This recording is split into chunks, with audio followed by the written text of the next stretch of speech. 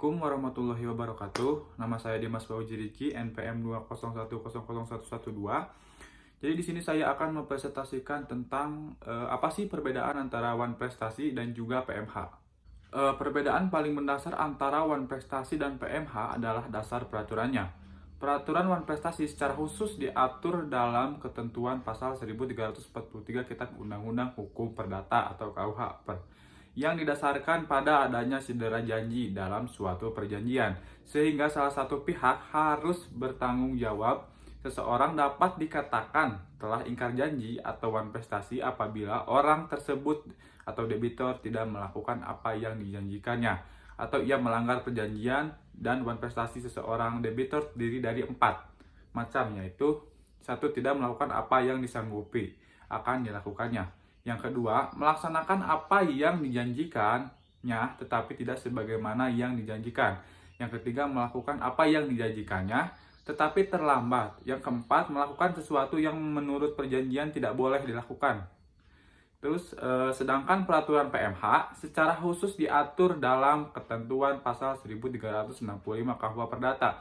Setiap perbuatan melawan hukum yang membawa kerugian kepada orang lain mewajibkan orang yang karena salahnya menertibkan kerugian itu mengganti kerugian tersebut.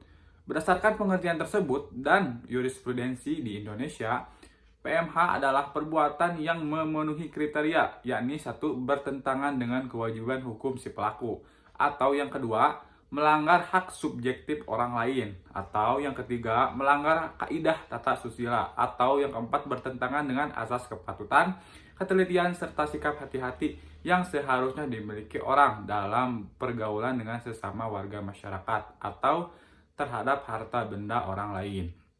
Kemudian M.A. Mugiono Jojo dalam bukunya yang berjudul Perbuatan Melawan Hukum berpendapat bahwa One Prestasi dan PMH memiliki perbedaan dalam pembebanan, pembuktian, perhitungan, kerugian, dan bentuk ganti ruginya. Dalam suatu gugatan perbuatan melawan hukum, penggugat harus membuktikan semua unsur-unsur perbuatan melawan hukum. Selain harus mampu membuktikannya adanya kesalahan yang diperbuat debitur, sedangkan dalam gugatan One Prestasi, penggugat cukup menunjukkan adanya One Prestasi atau adanya perjanjian yang dilanggar. Hal ini sangat penting untuk mempertimbangkan apakah seseorang akan mengajukan tuntutan ganti rugi karena One Prestasi atau karena perbuatan melawan hukum. Setelah saya menjelaskan tentang perbedaan antara PMH dan One Prestasi, selanjutnya saya akan menjelaskan bagaimana tata cara pengajuan PKPU. Berikut langkah-langkahnya.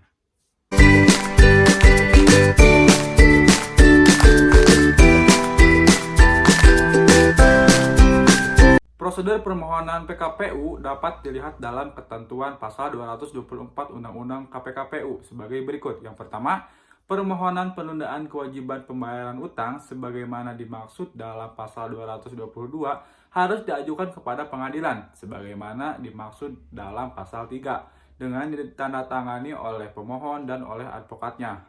Kemudian yang kedua, dalam hal pemohonan adalah debitur, pemohon penundaan kewajiban pembayaran utang harus disertai daftar yang memuat sifat, jumlah piutang, dan utang debitur beserta surat bukti secukupnya. Kemudian yang ketiga, dalam hal pemohonan adalah kreditor, pengadilan wajib memanggil debitur melalui jurusita dengan surat kirat tercatat paling lambat 7 hari sebelum sidang.